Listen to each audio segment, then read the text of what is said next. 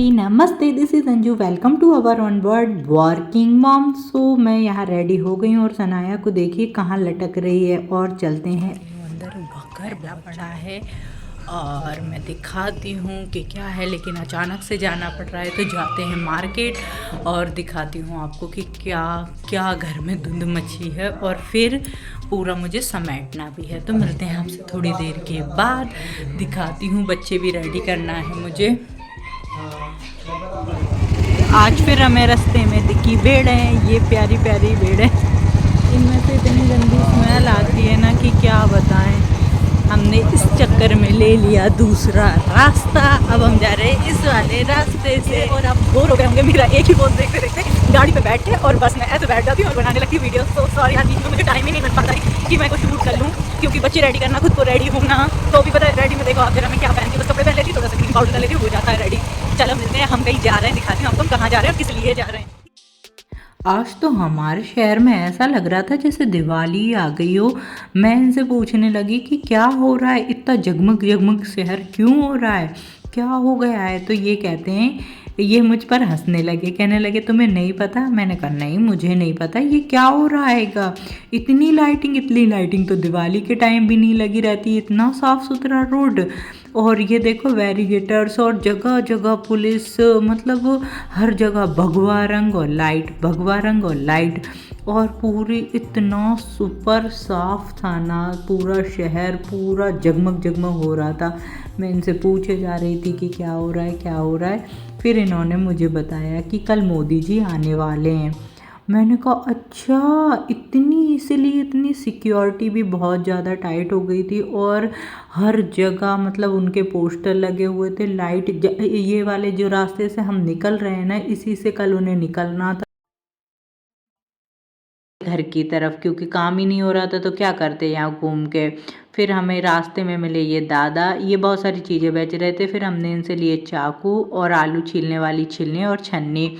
फिर ये हमें यहाँ खड़ा करके चले गए बाइक लेने के लिए। भीड़ बहुत ज़्यादा थी तो हमने कहा हम यहीं खड़े होते हैं, आप लेके आओ। रुद्र यहाँ सनाया के हेडफोन्स खा रहा था। और पता है आज हमारे साथ क्या हुआ, हमें 500 मीटर ही सामने दिख भी रहा था, लेकिन वहाँ से बैरिकेड्स बंद कर लिए थे सिक्योरिटी के चक्कर में। तो हमने 5 किलोमीटर का पूरा राउंड लगाया, मतलब पूरी सिटी का गोल चक्कर लगा दिया। ये लकोटा लेके, ये बहुत अच्छा है, अंदर से बहुत सुंदर लगता है। इसकी एंट्री फीस 10 रुपये है। यहाँ फाउंटेन वगैरह घूमने का बहुत अच्छा है। कभी मैं जाऊँगी तो आपको दिखाऊंगी कि ये कैसा है। अभी तो फ़िलहाल आप बाहर से देख के काम चला लीजिए। यहाँ सारी जगह बहुत ज़्यादा सिक्योरिटी थी। मोदी जी के बैनर लगे थे हर जगह, और हर जगह ये भगवा रंग लाइटिंग वगैरह बहुत अच्छा लग रहा था। मुझे लग रहा था कि काश मेरी भी पहचान होती मोदी जी से, तो कल मैं भी उनके साथ जाती। ये तो बस कहने की बात है, फालतू बकवास पे मेरी कृपया ध्यान ना दें। लेकिन सिक्योरिटी बहुत ज़्यादा टाइट थी। जिस जगह से उनको निकलना था ना, वहाँ पूरी जगह मतलब कि डबल क्रॉस चेक हो रही थी।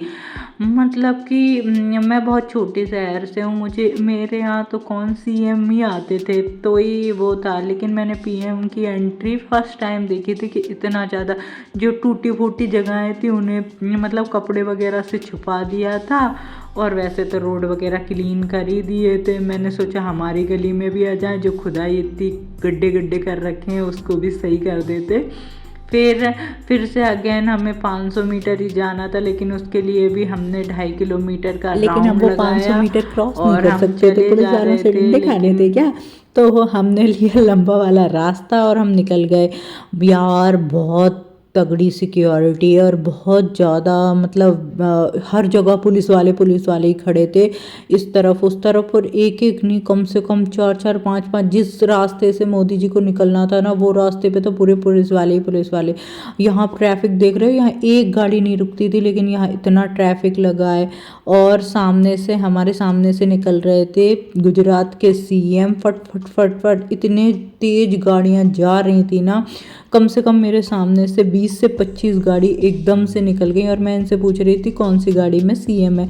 ये कहने लगे तुम ही देख लेती ना। मैंने कहा मैं तो ब्लॉग बना रही हूँ, कहाँ से देख लेती। फिर हम निकल गए थे घर की तरफ। फाइनली हम घर पहुँच। बस घर हमें मोदी जी ने बहुत लेट कर दिया और आते से घर पूरा गंदा पड़ा है, घर भी समेटना है।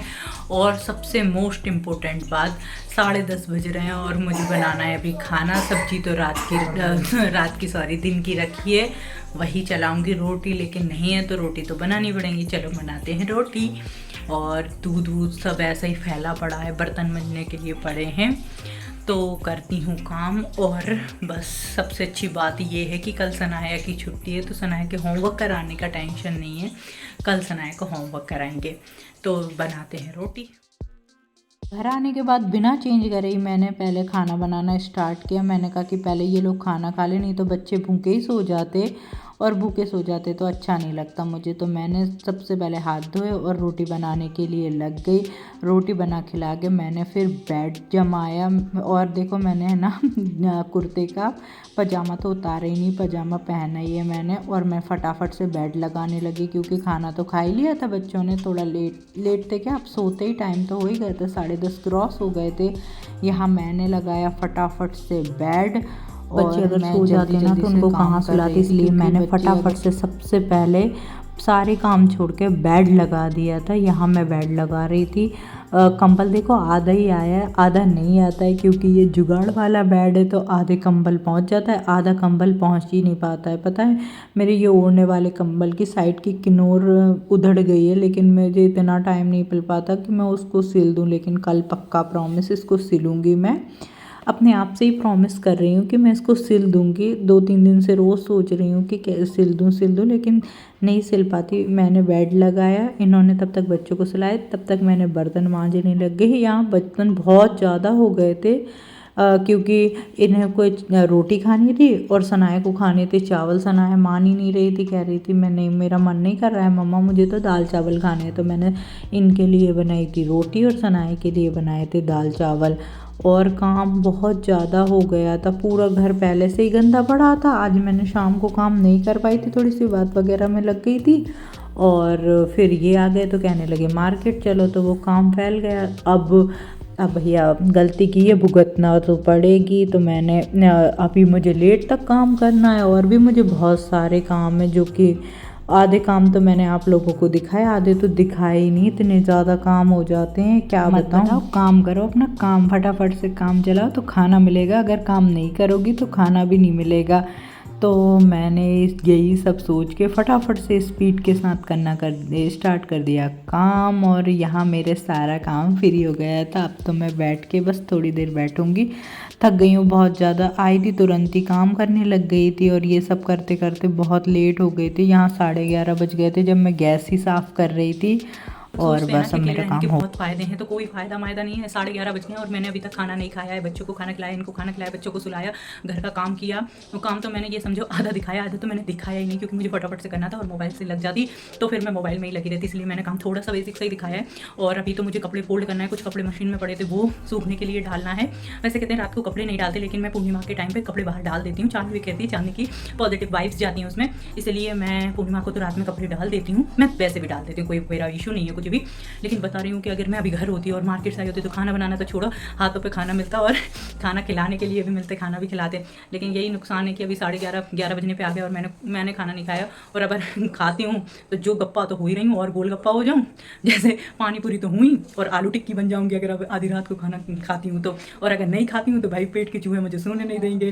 तो अब क्या करूँगी। बाहर से आज कुछ भी नहीं खाया था यार, क्योंकि हर बार ऑयली हो जाता है, तो बाहर से आज कुछ नहीं खाया था, ऐसे ही आ गए थे।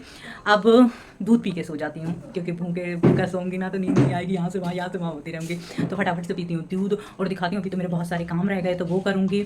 यार घर से दूर रहना सरल बात नहीं है, और फिर बच्चों के साथ रहना तो और भी ज़्यादा मतलब वो है। लेकिन यार बहुत याद आती है मुझे घर की, मम्मी की, दीदी की, और सबकी। मेरे घर पे मम्मी, भाभी, बच्चे। यार जल्दी बस घर चले जाए। मैं आप लोगों से मैं बहुत ज़्यादा एक्साइटेड हूँ मेरी फैमिली से आप लोगों को मिलवाने के लिए। दिखाऊंगी मेरे घर में कौन कौन है, क्या क्या होता है मेरे घर में। यहाँ की लाइफ और वहाँ की लाइफ पूरी चेंज है। आपको इतने मज़े आने वाले ना जब मैं घर जाऊँगी और मैं जब ब्लॉग शूट करूँगी, आपको मेरी फैमिली से मिलके कि क्या क्या होता है। पता है वहाँ रात और दिन का कुछ पता नहीं चलता, कब रात हो जाती है कब दिन हो जाता है, और बहुत मज़े आते हैं।